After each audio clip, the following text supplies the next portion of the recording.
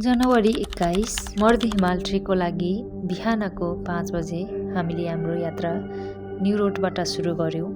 ल हामी सँगसँगै तपाईहरु पनि ट्राभल गर्नु होला। हामीले केही खानेकुरा आफैले बनाएर ट्रेकिङको लागि प्याक गर्यौं। खाप्से भनेको यस्तो हुन्छ यस्तो।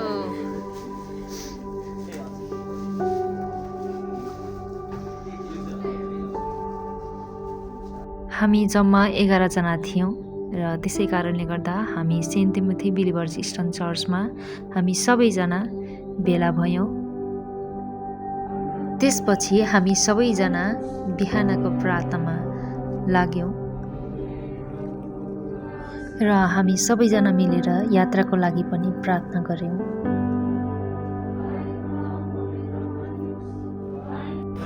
गाइस हाम्रो यात्रा चाहिँ अब सुरु हुन लागिसक्यो।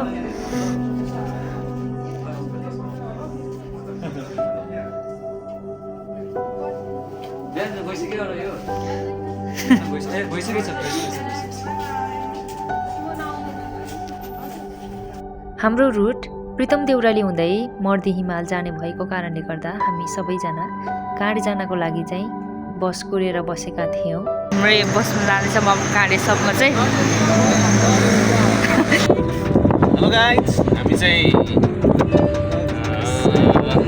जाँदैछौँ। कता जाँदैछौँ?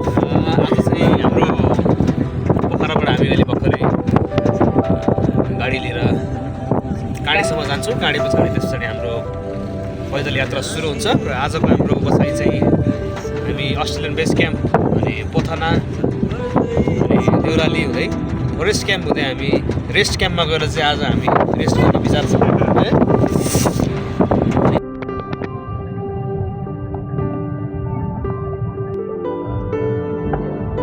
केही समयको यात्रापछि हामी सबैजना काँडे आइपुग्यौं।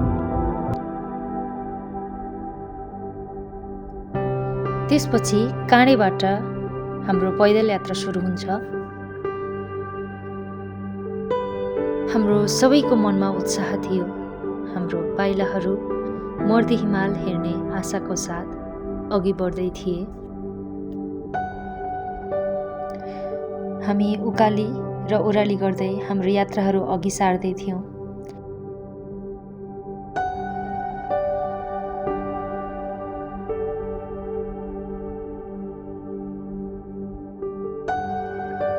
हामी केही समयमै गोलडाँडा भन्ने ठाउँमा आइपुग्यौं।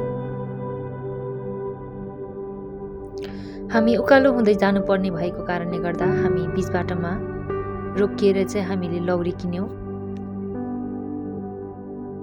ठ्याक्कै घन्टा बाँकी रहेछ अस्ट्रेलियन क्याम्प पुग्नलाई। हाम्रो साथीहरू हेर्नुहोस्। केही समयको यात्रापछि हामी रेस्ट पोइन्टमा आएर बिहानको खाजा खायौं। डेको फर्स्ट खाजा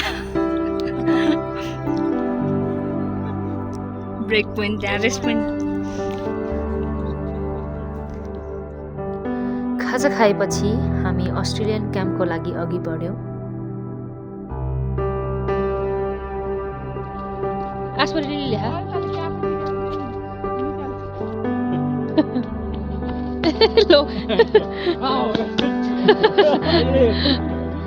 पैदल यात्रा कठिनाइ पनि हुन्छ। त्यसै गरी बाटो उकालो भएको कारणले गर्दा हामीले थकाइ पनि लागेको थियो।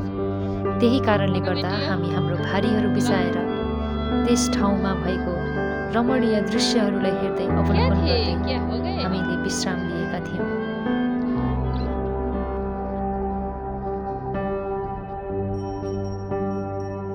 केही समयको बसाइ र तस्बिरहरू खिच्दै हामी बिहानको 11 बजे अस्ट्रेलियन क्याम्प आइपुग्यौं।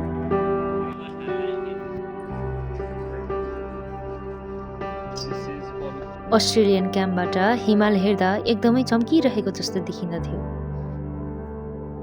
त्यस दृश्यलाई हेर्दा हाम्रो सबै थकाइ हराएको जस्तो लाग्यो। केही समयको बसाइपछि हामी अघि बढ्यौं।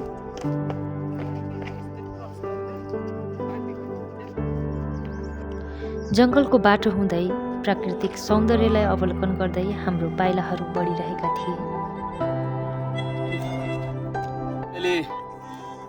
आइपुग्यौँ। देउराली चाहिँ अब हामी 20 मिनटमा देउराली पुग्छौँ। आज चाहिँ हाम्रो लक्ष्य रेस्ट क्याम्प जाने छ। प्रायः मान्छेहरू फरेस्ट क्याम्प बस्छन्, तर हामी चाहिँ एक स्टेप अगाडि सोच्छौँ रेस्ट क्याम्प जाने भन्ने छौँ। तर राति नै भने पोथाना भन्ने ठाउँमा यात्राको पहिलो दिन रेस्ट क्याम्पसम्म गन्तव्य हुने बारे छलफल गर्दै हामीले लिएर आएको खाजा खायौँ।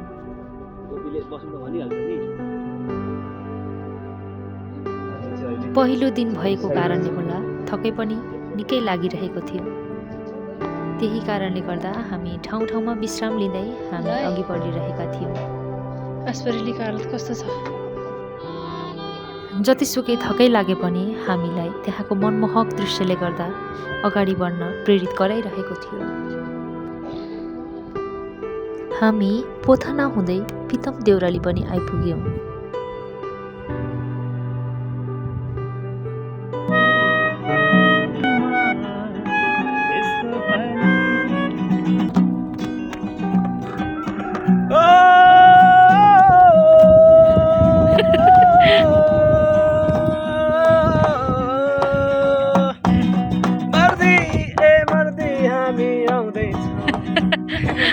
हाम्रा बहिनीहरू सुत्दैछन्।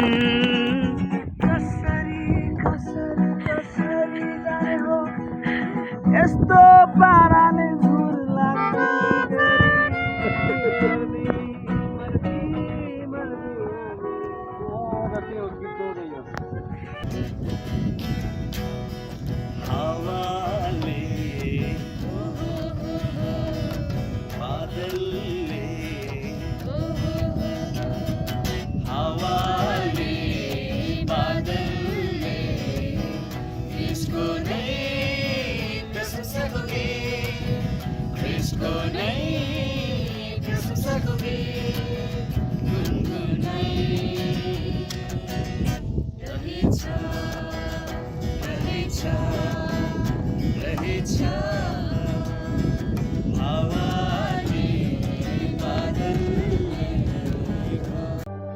केही बेर रमाइलो गरेपछि हामीले पितम देउरालीमा मिठो तातो खाजा खायौँ र त्यसपछि हाम्रो यात्राको लागि अघि बढ्यौँ।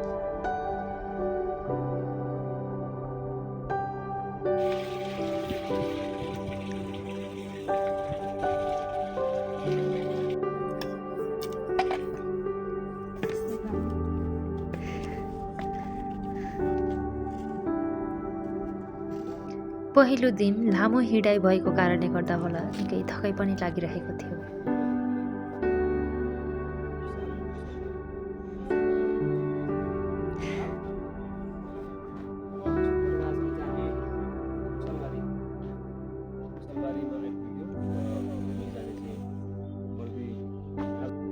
हामी रेस्ट क्याम्प पुग्दा रात पनि परिसकेको थियो।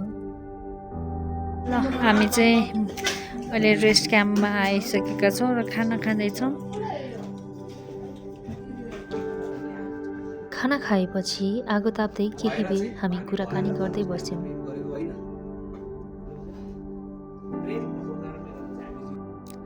आज दोस्रो दिन रेस्ट क्याम्पबाट बिहानीको घाम उदाएसँगै हाम्रो आँखा खुल्छ। हामी अहिले 2600 मिटरमा छौँ।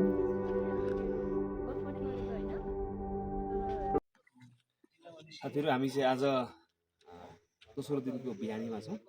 हामी हिजो पोखराबाट काँडे हुँदै देउराली हुँदै फरेस्ट क्याम्प साथै फरेस्ट क्याम्पलाई कटेर पनि हामी रेस्ट क्याम्पमा आएर चाहिँ बसेका थियौँ। र आज हाम्रो सेकेन्ड डेको मर्निङ रेस्ट क्याम्पमा छौँ। यो चाहिँ समुद्री सतहबाट 2600 मिटर उचाइमा रहेको छ र हाम्रो अब यात्रा चाहिँ आज हामी हाई क्याम्पसम्म जानेछौँ। हाई क्याम्प चाहिँ 3500 मिटरमा अवस्थित छ। हाम्रो यात्रा त्यहाँसम्मको हुनेछ र हामी त्यहाँ गएर आज बास बस्दैछौँ। Thank you.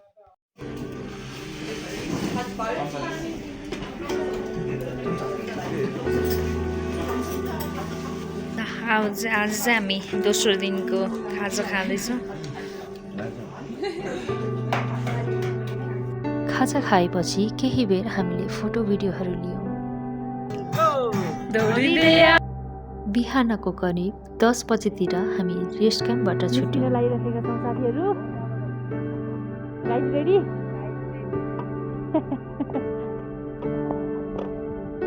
ल ल ल सामान छुट्यो कि? ल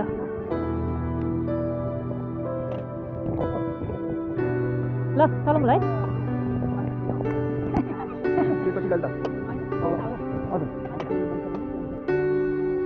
हामी जङ्गलको यात्रा हुँदै 2970 मिटर लो क्याम्पमा पनि आइपुग्यौँ। हामी चाहिँ लो क्याम्पमा आइसकेका छौँ। यहाँ देख्न सक्नुहुन्छ टुरिस्टहरू।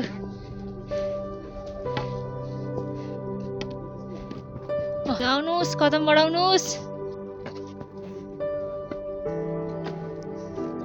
कस्तो लागिरहेछ?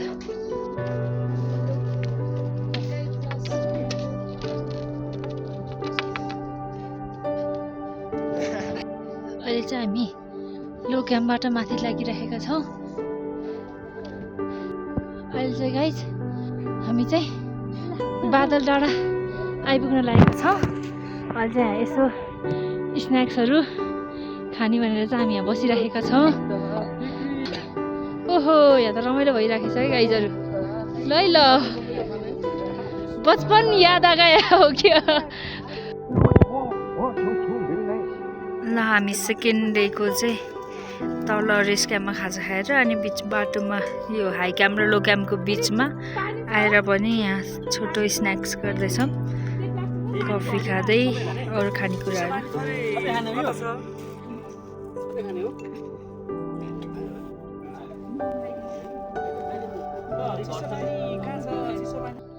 लिइरहेको छौँ। अहिले 3100 हाइटमा आइपुगेछौँ र जङ्गलमा बिचमा फुलहरू छन्। फुलहरू मनमोहक बनाइरहेको छ हाम्रो यात्रालाई। रुखहरूले, घामको किरणले, मन्द हावाले हामीलाई। केही समयपछि हामी बादल डाँडामा पनि आइपुग्यौँ र केही बेर हामी त्यही आराम गऱ्यौँ। बादलले हिमाललाई ढाकिरहँदा सूर्यको किरणले ढकमक्क परेको त्यो हिमालले आकाश नै उज्यालो बनाएको देख्दा निकै खुसी लागेको थियो।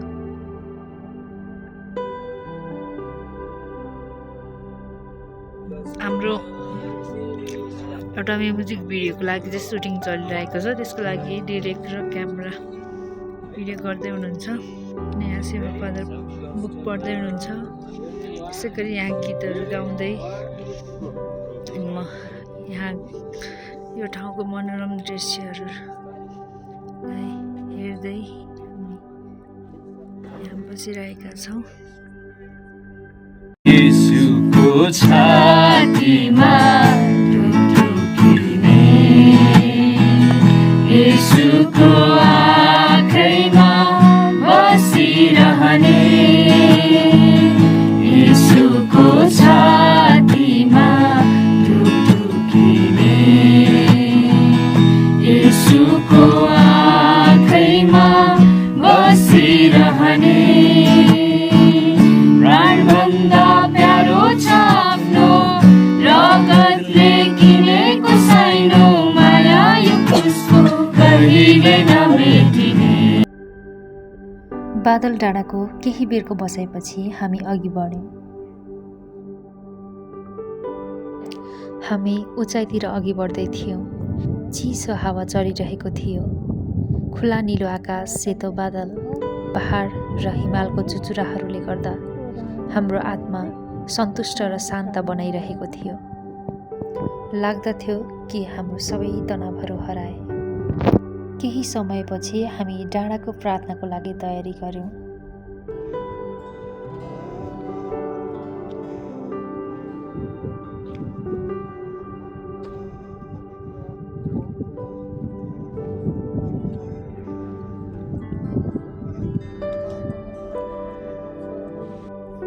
सुन्दर पहाड र हिमालको काखमा बसेर प्रार्थना गर्दै गर्दा परमेश्वरले हामीलाई आफ्नो सृष्टिको सुन्दरता देखाउँदै आशिष दिइरहनु भएको आभास भयो। हामी हाइक्याम्प पुग्दा रात पनि परिसकेको थियो। त्यहाँ अरू ठाउँबाट आउनुभएको साथीहरूसँग आगो ताप्दै एक अर्काको अनुभव साट्ने मौका पायौँ। हामी रमाइलो कुराकानी गर्दै गीतहरू गाउँदै केही बेर बस्यौँ। कहाँसम्म जाने यात्री हो, मुक्तिको बाटो खोजेर दुई बाटो बनिएको छ, दुई बाटो बनिएको छ, बाटो फराकिलो छ, वनमसम्म पुग्ने अर्को बाटो यस्तो बानी छ, क्रिस्टसम्म पुग्ने। तेस्रो दिन हाई क्याम्पको बसाइसँगै हामी बिहानको 3 बजे प्रार्थनाको साथ मर्दी हिमाल हेर्न भनी हामी सबैजना तयार भयौँ। आज चाहिँ हाम्रो डे 3 र हामी चाहिँ अहिले 4:30 भएको छ। हामी सबैजना रेडी भइसक्यौँ। अहिले चाहिँ हामी हाई क्याम्पबाट मर्दी भ्यू पोइन्टमा जाँदैछौँ। चिसो छ बाहिर, एकदमै बाक्लिएर जाँदैछौँ। हेरौँ, हामी त माथि पुगेर तपाईँहरूलाई माथिको भ्यू देखाउनेछौँ। अन्ततः 42 मिटर मर्दी भ्यू पोइन्टमा हामी पुग्यौँ। हाम्रो मन केही समयको लागि शान्त भयो। लामो ट्रेक, थकाइ अनि कठिन उकालो पार गरेर त्यहाँ उभिँदा हाम्रा आँखाहरू पनि रसाए। ठुला हिमाल, खुला निलो आकाश, चिसो हावा अनि ती हिम श्रृङ्खलाहरू देख्दा परमेश्वरको सुन्दर सृजनाप्रति धन्यवादी पनि भयौँ। र सबै कुरा त्यसक्षण अर्थपूर्ण पनि लाग्यो। हामी केही समय मर्दी हिमालको काखमा बसेर परमेश्वरको सृष्टिको सुन्दरतालाई निहाल्दै उहाँलाई धन्यवाद दियौँ। कस्तो जगत छ कल्पना गर्न सक्छौ तिमीले, एकपल्ट प्रभुको झल्को मात्रले स्वर्ग त्यस्तै छ, स्वर्ग त्यस्तै छ। सबै मानिसहरूले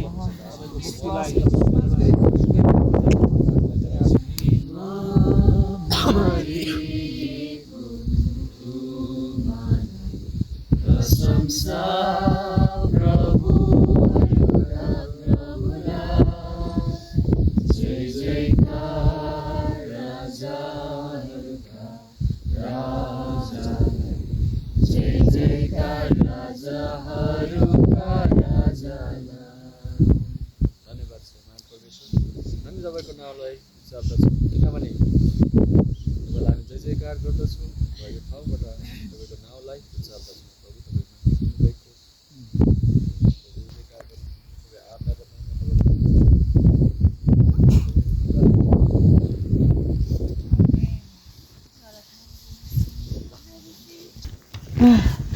आउँदैन त अझै टाढा हो किटेर माथि कति आउँदैन।